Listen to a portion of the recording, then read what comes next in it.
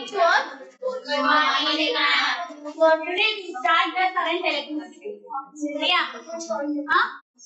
Data introduction கொடுத்த ஒரு 20 minutes class போச்சு. அது வந்து period last minuteல நடந்ததுனால திரும்ப அதுல இருந்தே கண்டினியூ பண்ணுங்க.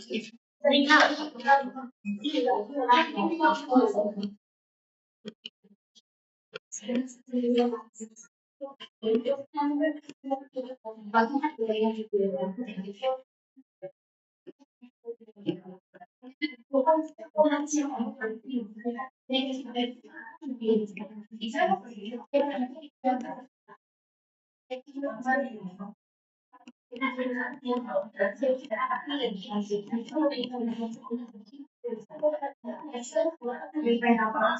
So current electricity.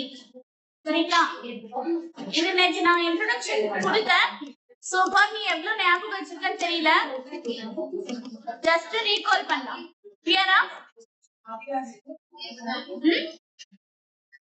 So already நான் சொன்னதுதான். ஒவ்வொரு சாப்டருக்குமே வந்து என்னது ரிலேஷன்ஸ் இருக்கு. ஃபர்ஸ்ட் சாப்டர் ஃபுல்லா it deals only the rest of charges and charges properties.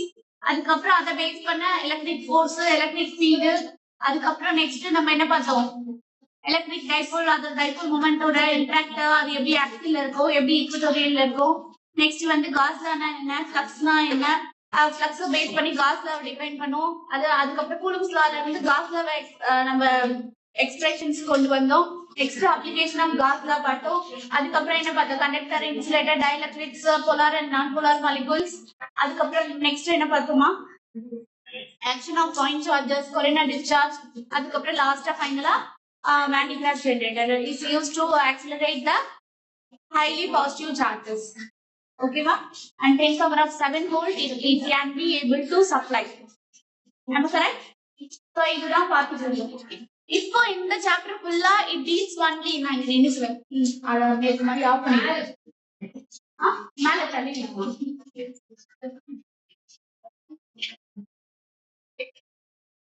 so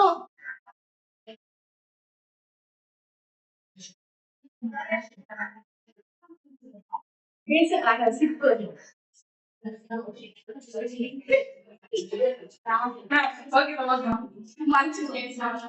சரியா? ஓகே. So current electricity சரிங்களா? So current electricityல நம்ம என்ன பார்த்தோம்னா, கரண்ட் எப்படி ப்ரொடியூஸ் ஆகுது, ஒரு கண்டக்டர்ல எப்படி கரண்ட் ப்ரொடியூஸ் ஆகுது.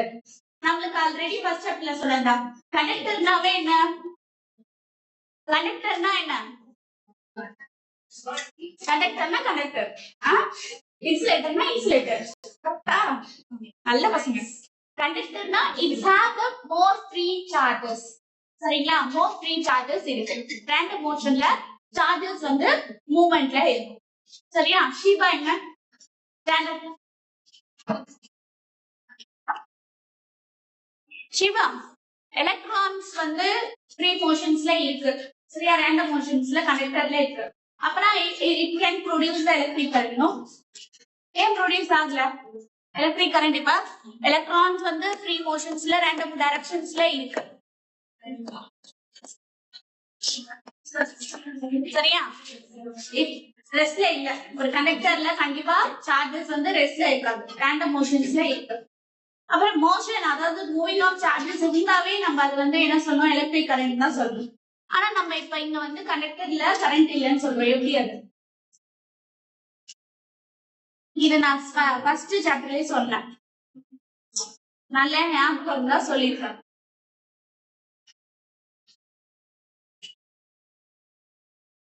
சரியா? சோ கண்டக்டர்ஸ்ல சொல்லி கொடுக்கும் போதே சொன்னேன். இப்போ ஃபார் எக்ஸாம்பிள் இதுல ஒரு 10 கூலும் ஆஃப் சார்ஜ் இருக்குன்னு நினைச்சுக்கோங்க இந்த கண்டக்டருக்குள்ள. அப்ப 10 கூலும் ஆஃப் ஒரு 5 கூலும் ஆஃப் சார்ஜ் ஒரு டைரக்ஷன்ஸ்ல போகும். சரியா? ரிமைனிங் 5 கூலும் ஆஃப் சார்ஜஸ் அதுக்கு ஆப்போசிட் டைரக்ஷன்ஸ்ல போயிட்டு இருக்கு. சரிங்களா? அப்ப டோட்டல் நெட் சார்ஜ்ன்றது எனக்கு அங்க என்ன ஆயிடுதோ, 0 ஆயிடுதோ. அதாவது ஒரு டைரக்ஷன்லயே போல. என்னதான் அது வந்து உள்ள மூவிங்ல இருந்தாலும் ரேண்டம் மோஷன்ஸ்ல இருக்கு. அதனால என்ன ஆகும், ஒரு 50% ஒரு டைரக்ஷன்லயும் 50% ஒரு டைரக்ஷன்லயும் மாறி மாறி போயிட்டு இருக்கிறதுனால எனக்கு அங்க வந்து கரண்ட் ப்ரொடியூஸ் ஆகாது. அப்ப எப்ப நான் கரண்ட் ப்ரொடியூஸ் ஆகும் அப்படின்னா நான் வந்து இந்த ரெண்டு கண்டக்டரோட ரெண்டு எட்ஜ்ல நான் என்ன பண்றேன் ஒரு பொட்டென்ஷியல் டிஃபரன்ஸ் கொடுக்குறேன். அந்த பொட்டென்ஷியல் டிஃபரன்ஸ் வந்து நம்ம கிரியேட் பண்ணி அந்த கண்டக்டருக்குள்ள கொண்டு போனாதான் என்ன ஆகும் கரண்ட் ஆனது நம்மளுக்கு பாசிபிளா இருக்கும். அண்டர்ஸ்டாண்ட் ஆகுதா? சரி. So நான் சொன்ன மாதிரி தான் in this universe every particles are made up of the atoms. Every things are made up of the atoms. அப்ப atomனா it consists of என்னென்ன இருக்கும் electron, proton, neutrons. அப்ப atomோட center pointல nucleus இருக்கும். அந்த nucleusக்குள்ள டைட்டா பவுண்டா இருக்கிறது என்னது proton and neutrons. சரியா? அது நல்லா பவுண்ட் ஆயிருக்கும் நியூக்ளியஸோட. ஃப்ரீ மோஷன்ஸ்ல இருக்காது. அப்ப யார் ஃப்ரீ மோஷன்ஸ்ல இருப்பாங்க எலக்ட்ரான்ஸ். அப்ப இந்த ஆட்டம் ஒரு ஆட்டம் இருக்கு. இப்போ அந்த எலக்ட்ரான்ஸ் வந்து என்ன பண்ணும் அவுட்டர் மோஸ்ட் ஆர்பிட்ல சுத்திட்டு இருக்கும். சரிங்களா? அந்த அவுட்டர் மோஸ்ட் ஆர்பிட்ல இருக்கிற எலக்ட்ரான்ஸ் வந்து லூஸ்லி பவுண்ட் வித் என்னது ஆட்டம். அப்போ இதுதான் வந்து ஒன்ஸ் லாஸ் ஆகுது இல்ல கெயின் ஆகுது. அந்த அவுட்டர் மோஸ்ட் இருக்கிற எலக்ட்ரான்ஸ் தான் என்ன ஆகும் ஒன்னே இன்னொரு ஆட்டத்தோட கெயின் ஆகுறதோ இல்ல ஷேர் பண்ணிக்கிறது. எலக்ட்ரான் ஷேர் பண்ணிக்கும். So it becomes suppose electrons வந்து கொடுத்துச்சுன்னா இந்த ஆட்டம் என்ன ஆகும் பிகம்ஸ் பாசிட்டிவ் அயான்ஸ் ஆயிடுது. அதே எலக்ட்ரான்ஸ் கெயின் பண்ணிச்சு அப்படின்னா இட் பிகம்ஸ் என்னது நெகட்டிவ் அயான்ஸ். அப்போ இது வந்து எலக்ட்ரான்ஸ் வந்து என்னது லாஸ். அப்ப இது எலக்ட்ரான்ஸ் கெயின். சரிங்களா? அப்ப நமக்கு ஒரு நியூ ப்ராடக்டா கிரியேட் ஆகும். இப்படிதான் சோடியம் குளோரைடு HCl எல்லாமே வந்து நமக்கு ஃபார்ம் ஆகுது. சரி. அப்போ எனக்கு உள்ள இருக்கிற அந்த நியூக்ளியஸ்க்குள்ள இருக்கிற அந்த நியூட்ரானும் புரோட்டானும் எந்த ஒரு கரண்ட்டும் ப்ரொடியூஸ் பண்ணாது. ஏன்னா அது வந்து நியூக்ளியஸோட டைட்டா பைண்ட் ஆயிடும். இந்த ஃப்ரீ மோஷன்ல இருக்கிற எலக்ட்ரான் தான் எனக்கு என்ன ஆகும் எலக்ட்ரான்ஸை ப்ரொடியூஸ் பண்ணக்கூடிய கெப்பாசிட்டி அதுக்கு இருக்கு. சரிங்களா? சரி. Next point. சரி, அப்படி வந்து எலக்ட்ரான்ஸ் வந்து ரேண்டம் மோஷன்ஸ்ல இருக்கு அப்படின்னாலும் எனக்கு கரண்ட் வரல. அப்ப நான் என்ன பண்றேன் ஒரு பொட்டென்ஷியல்ஸ் கிரியேட் பண்றேன். அப்ப பொட்டென்ஷியல்ஸ் வந்து ஈக்வி பொட்டென்ஷியல்ஸா இருக்கு அப்படின்னா ஈக்வி பொட்டென்ஷியலா இருந்துச்சுன்னா கண்டிப்பா எனக்கு என்ன ஆகும் கரண்ட் ப்ரொடியூஸ் ஆகாது. நேத்து தான் நான் டிரா பண்ணி காட்டினேன். ஒரு பர்சன்ஸ் வந்து ஒரு வாட்டர் பைப்பை ரெண்டு பேரும் ஹோல்ட் பண்ணிட்டு இருக்காங்கன்னு நினைச்சுக்கோங்க. சரியா? அப்ப இது ரெண்டுமே ஈக்குவல் பொசிஷன்ஸ்ல இருக்கு. ரெண்டு பேருமே ஈக்குவலா அதை ஹோல்ட் பண்ணிருக்காங்க. அப்ப எனக்கு வாட்டர் ஃப்ளோன்றது இருக்காது. சரியா? அதே பர்சன்ஸ் வந்து ஒரு சர்டன் ஹைட்ல அந்த வாட்டர் பைப்பை நம்ம ஹோல்ட் பண்ணும் போது அப்போ ஹையர் பொட்டென்ஷியல்ல இருந்து லோவர் பொட்டென்ஷியலுக்கு எனக்கு வாட்டர் வந்து என்ன ஆகும் ஃப்ளோ ஆகும். சோ இதே சேம் கண்டிஷன் தான் நம்ம இந்த கண்டக்டருக்கு ஒரு ஹையர் பொட்டென்ஷியல் இருந்து லோவர் பொட்டென்ஷியலுக்கு பொட்டென்ஷியல்ஸ் டிஃபரன்ஸ் கிரியேட் பண்ணும்போது தான் எனக்கு எலக்ட்ரான்ஸ் வந்து ஃப்ளோ ஆகுது. எங்க இருந்து பாசிட்டிவ் டெர்மினல் இருந்து நெகட்டிவ் டெர்மினல். அப்போ கரண்ட் வந்து எனக்கு எப்பவுமே எப்படி இருக்கும்னா கரண்ட் எனக்கு positive terminals to negative terminals. That means higher potential to lower potentials. So அதனாலதான் பேட்டரி சிம்பிளே நம்ம இது வந்து பாசிட்டிவ் வந்து லாங்கர் லைனா டினோட் பண்றோம், நெகட்டிவ் வந்து ஷார்ட்டர் லைனா டினோட் பண்றோம். சரிங்களா? ஈவன் செல் பேட்டரி எல்லாத்துலயுமே நம்மளுக்கு வந்து ஒரு லைன் லாங்கரா இருக்கிறது காரணம் என்ன? Higher potential to lower potentials. அப்ப நான் என்ன பண்றேன் இங்க ஒரு பேட்டரி கனெக்ட் பண்ணிடுறேன். இந்த பேட்டரி கனெக்டால எனக்கு என்ன ஆகும் இப்போ பொட்டென்ஷியல் டிஃபரன்ஸ் கண்டக்டர்ல கிரியேட் ஆயிடுச்சு. அப்போ ஹையர்ல இருந்து லோவருக்கு எனக்கு பொட்டென்ஷியல் போது ஆட்டோமேட்டிக்கா எலக்ட்ரான்ஸ்ல என்ன ஆகும் எனக்கு கண்டக்டருக்குள்ள ஒரு எலக்ட்ரிக் ஃபீல்ட் கிரியேட் ஆகுது. Electric field towards positive to negative. நம்ம அங்கேயே பார்த்தோம்ல ஃபர்ஸ்ட் சாப்டர்ல எலக்ட்ரிக் ஃபீல்டோட டைரக்ஷனே என்னது positive. Start from positive and ends to the negative. அப்படிதானே பார்த்தோம். அப்ப எனக்கு பாசிட்டிவ்ல இருந்து நெகட்டிவ் சைடு எனக்கு எலக்ட்ரிக் ஃபீல்ட் ஆனது போகுது. ஆனா எனக்கு எலக்ட்ரான்ஸ் எப்படி வருது? இந்த எலக்ட்ரான்ஸ் இந்த பேட்டரியில இருந்து எந்த டைரக்ஷன்ஸ்ல போகுது? Very good. Negative to positive. That means lower potential to higher potentials.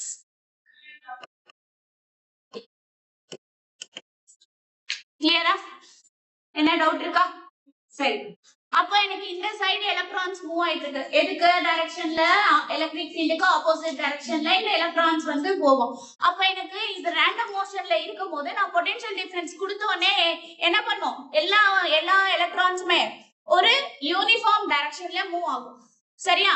அப்ப எனக்கு யூனிஃபார்ம் டைரக்ஷன்ல இப்படி மூவ் ஆயிட்டு வருது.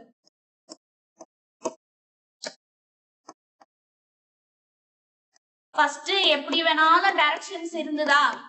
எந்த டைரக்ஷன்ல வேணாலும் போச்சா? இப்ப நான் அப்ளை பண்ண உடனே என்ன ஆச்சு? யூனிஃபார்ம் டைரக்ஷன்ஸ்க்கு வருது எலக்ட்ரான்ஸ். சோ இப்படி போகுது டைரக்ஷன்ஸ், ஒரே டைரக்ஷன்ல போகுது. அப்ப எலக்ட்ரிக் ஃபீல்டுக்கு இந்த எலக்ட்ரான்ஸ் வந்து ஒரு ஆப்போசிட் சைடுல ஸ்லோவா மூவ் ஆயிட்டு வருது. சரிங்களா? இப்போ இது வரைக்கும் புரியுதா? இன்ட்ரோடக்ஷன்ஸ்னா புரியுதா? அப்போ எனக்கு இங்க என்ன ஆகும்? the charges வந்து slow ஆகுது. So charges slow ஆகுது. The rate of flow of charge, the rate of flow of charges is known as என்னதுப்பா? electric current. The rate of flow of charges is known as electric current.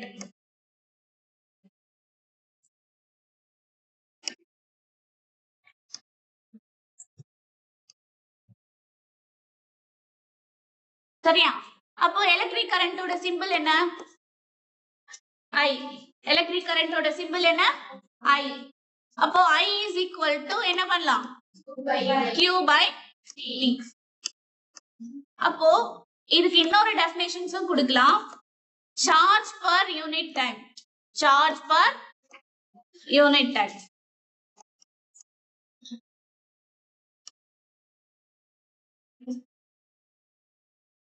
So electric current, the magnitude of charge, flow of charge in a given cross sectional area. ஒரு given cross sectional areaல இந்த charges வந்து எனக்கு flow ஆகுதுல்ல, இது பேர் தான் என்னது? Electric current. ஒரு given cross sectional areaல, இப்போ அது given cross sectional area எடுத்துக்கோங்க. அந்த ஏரியாக்குள்ள எனக்கு எவ்வளவு சார்ஜஸ் வந்து flow ஆகுதோ அதுதான் என்னது? Electric current. சரியா? சோ இதுக்கு யூனிட் கூட சொன்ன நேத்து. எஸ்ஐ யூனிட் என்ன? Very good, ampere. அப்ப ஆம்பியர் போது டினோட்டிங் சிம்பிள் இஸ் A. சரிங்களா? another யூனிட் என்ன? or we can write coulomb per seconds. It's a scalar or vector? Scalar. Scalar, very good. It's a scalar quantity. ஏன் இது scalar? ஏன் இது வெக்டரா இருக்க கூடாது? Yes, the ratio of the two scalars. The ratio of the two scalars is always என்னது? Scalar quantity. அப்ப சார்ஜும் இது scalar, டைமும் scalar. அப்ப எனக்கு ஆன்சரும் என்னது? Scalar தான். சரிங்களா? ஓகே, இல்ல என்ன டவுட் இருக்கா? இன்ஸ் எதனா எடுத்துக்கணுமா? நெக்ஸ்ட் பேஜ் போலாமா? என்ன டவுட் இருக்காடா? சோ நெக்ஸ்ட் நம்ம என்ன பார்க்க போறோம்னா ஒரு சம் பார்க்க போறோம். உங்க புக்ல இருக்கிற எக்ஸாம்பிள் 2.1 கொடுத்திருக்காங்க. என்ன சம் பாத்தீங்கன்னா, question எழுதிக்கோ.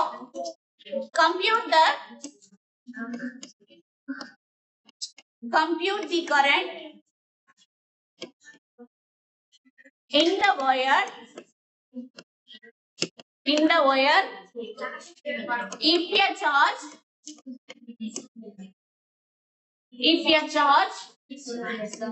of 120 coulomb is flowing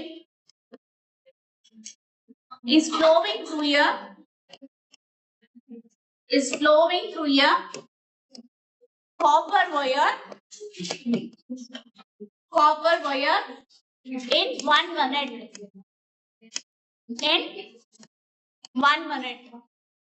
Easy தானே? compute the current. என்ன கால்குலேட் பண்ணோம்? current. சரியா?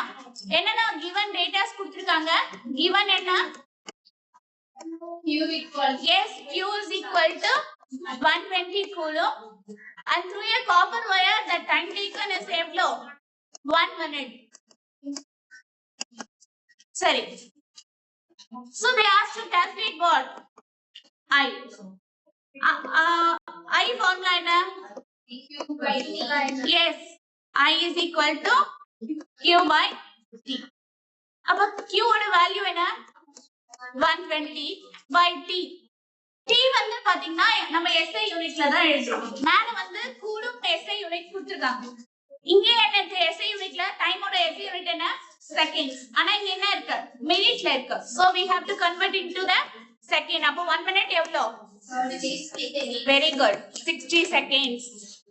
அப்போ 1 minute equal to 60 seconds. அப்போ 120 divided by 60. சரிங்களா? 0 0 cancel. அப்போ 12 by 6 is nothing but என்னது? 2. அப்ப ஆன்சர் என்ன? 2 ampere. அப்ப I is equal to 2 ampere. சரிங்களா? So next heading பாத்தீங்கன்னா conventional current. Next heading என்ன? Conventional current.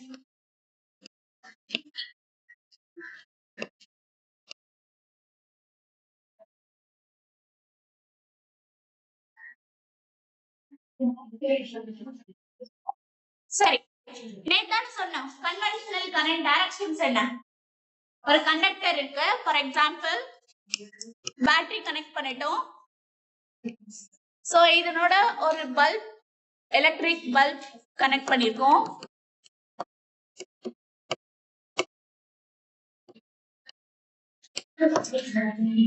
இப்ப எனக்கு கரண்டோட டைரக்ஷன்ஸ் என்ன சொன்னாங்க? Positive terminals to negative terminal. அப்ப எனக்கு இந்த டைரக்ஷன்ல கரண்ட் ஆனது மூவ் ஆகுது. சரியா? பாசிட்டிவ் டெர்மினல் டு நெகட்டிவ் டெர்மினலுக்கு இந்த பல்ப் ரீச் ஆகுது. சரிங்களா? அப்ப எனக்கு எலக்ட்ரான்ஸ் வந்து எந்த டைரக்ஷன்ல போகுது? ஆப்போசிட்ல, அதாவது நெகட்டிவ் டு பாசிட்டிவ். இது என்னது? Electrons, electron directions. அப்போ நீ என்ன எழுதணும்? the directions of current, the direction of current, positive terminals to negative terminals. அப்போ இதுக்கு பேர் தான் என்ன சொல்றோம்? Conventional current. இந்த positive terminal to negative terminal இருக்குல்ல, இதனோட நேம் தான் என்னது? Or we can write conventional current. Conventional current. So next நல்லா கவனி. அப்ப electron, the direction of electron என்ன? The direction of electron negative to positive. அப்போ எனக்கு direction of electron எதுக்கு ஆப்போசிட்ல இருக்கு? Yes, conventional current க்கு ஆப்போசிட்ல இருக்கு. The direction of current is always opposite to the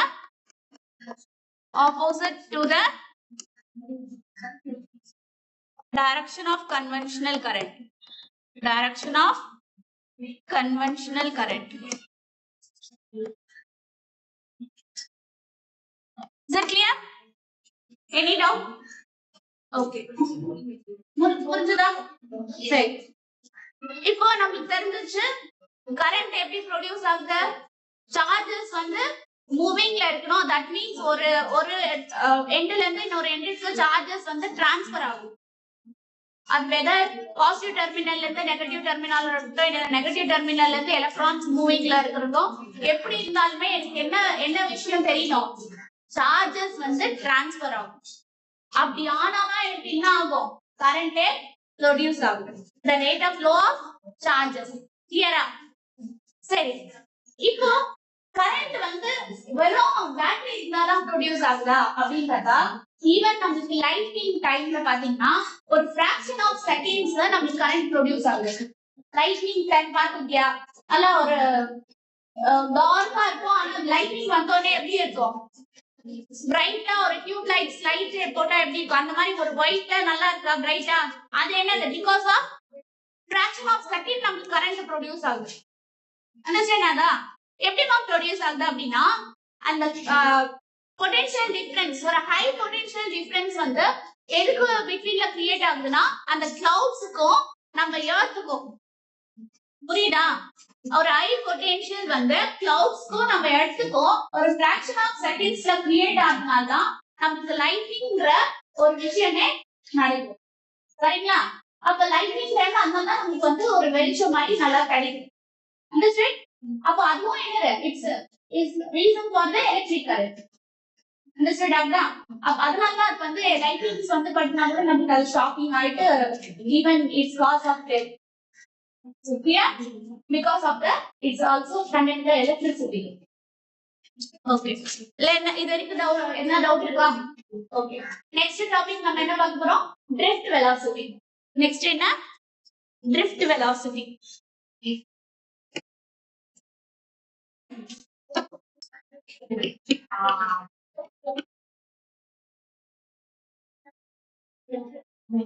So it's denoting symbol என்ன? VD. சரிங்களா?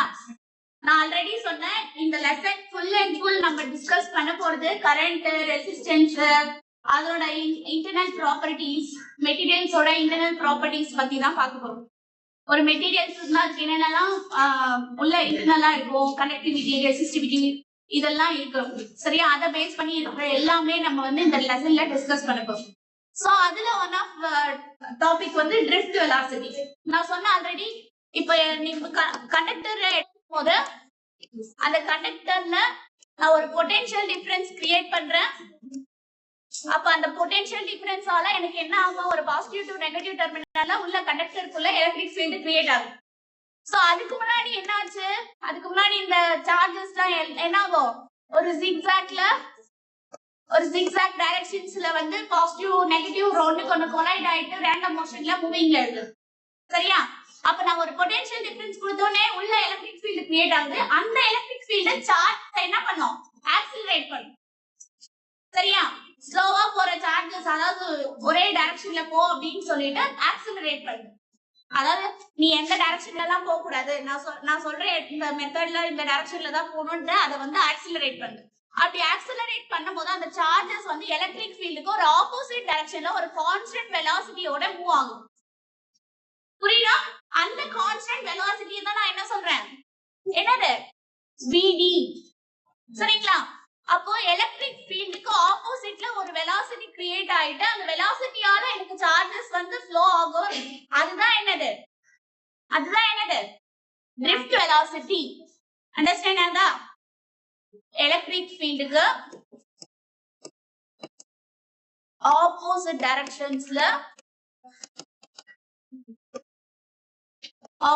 டைரக்ஷன்ல எனக்கு எலக்ட்ரான்ஸ் வந்து என்ன ஆகும்? ஒரு ஸ்லோ மோஷன்ல கான்ஸ்டன்ட் வெலாசிட்டில மூவ் பண்ண வைக்கிறது. சரியா? ஒரு கான்ஸ்டன்ட் வெலாசிட்டில மூவ் ஆகுறது, அதுக்கு பேர் தான் என்ன சொல்றோம்? drift velocity. அப்ப drift velocityக்கு கண்டிப்பா நம்ம வந்து ஒரு எக்ஸ்பிரஷன்ஸ் கண்டுபிடிக்கணும். சரியா? அந்த எக்ஸ்பிரஷன்ஸ் எப்படி கொண்டு வருது? So according to the Newton's second law,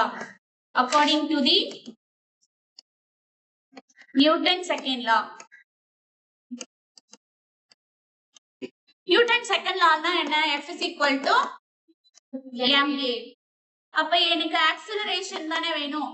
அந்த சார்ஜஸ் வந்து ஆக்சிலரேட் ஆகுதுல்ல, அப்ப ஆக்சிலரேஷன் இஸ் நதிங் பட் என்னது? F by m. இது யாருக்குன்னா புரியாம இருக்கா? ஏன் வந்து a is equal to F by m ன்னு வந்ததுன்னு இந்த ஈக்குவேஷன்ஸ்ல இருந்து தான் நான் என்ன பண்ணேன்? இந்த ஈக்குவேஷன்ஸ்ல இருந்து தான் நான் கொண்டு வரேன். சரிங்களா? இப்போ உனக்கு எலக்ட்ரிக் ஃபீல்ட் ஃபார்முலா தெரியும்ல, ஃபர்ஸ்ட் யூனிட்ல நம்ம படிச்சோம்ல. E is equal to என்ன ஃபார்முலா? F by Q. அப்ப F வேணும்னா QE. F வேணும்னா என்னது? QE.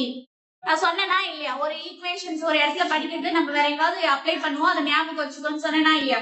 அதுக்குதான் அந்த டெஃபினேஷன் எழுதும்போது அந்த ஈக்குவேஷனோட சேர்த்து எழுதுன்னு சொன்னேன். அப்ப இங்க யூஸ் ஆகுது. சரிங்களா? அப்போ எனக்கு இங்க சார்ஜ்ன்றது நான் எலக்ட்ரான்ஸ் தானே எடுத்துக்கிறேன். அப்ப எலக்ட்ரான்ஸ்க்கு -EE போட்டு f ஓட வேல்யூ எனக்கு தெரிஞ்சிருச்சு.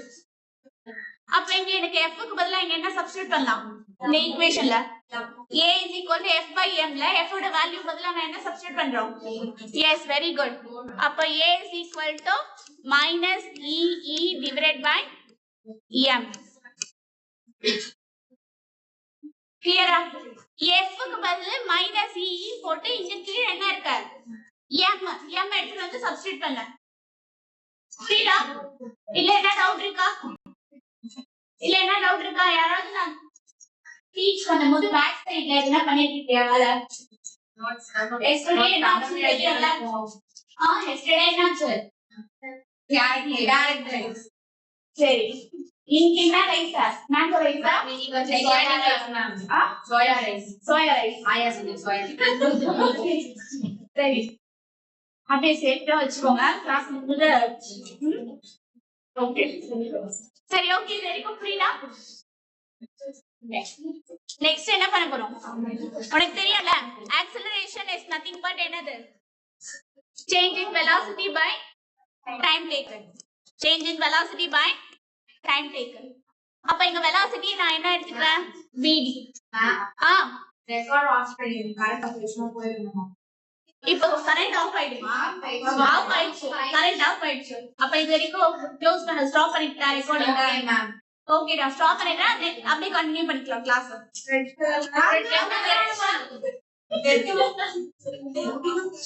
பசங்க